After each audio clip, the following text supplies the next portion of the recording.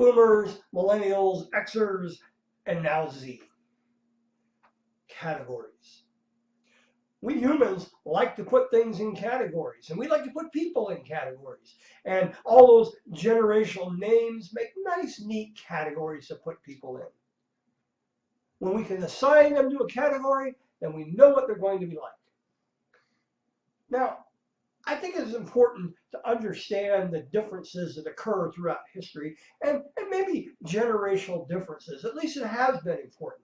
In fact, I wrote a book on it.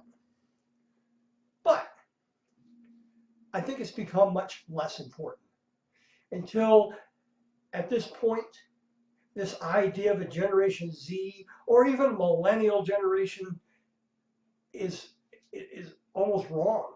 It just doesn't matter anymore. There are 83 million millennials.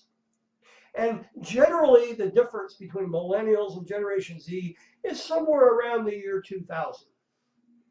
That means that Generation Z, if we want to call them that, entering the workforce now, the oldest members are somewhere around 18 years old.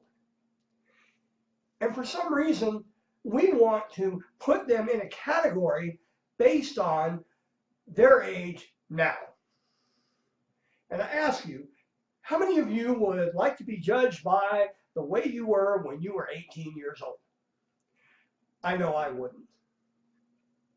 The fact of the matter is that what really makes the difference is not when someone was born, what generational category they fit in. What's really important for you as a leader, as you work with your teams, is to understand who the people in your teams are. Not when they were born. That doesn't matter. What matters is, where were they raised? Where did they grow up? What are some of their cultural beliefs? What formed their early years? What was going on where they lived when they were growing up? Who are they? What kind of a work ethic do they have? What are they interested in? How do they learn? When you understand all these things, then you can help people be more successful. But if all you're going to do is say they're in this generation or that generation, then you're not going to be successful, and your team will probably end up being dysfunctional. So forget about Generation Z or any other generation. Let's learn about the people themselves.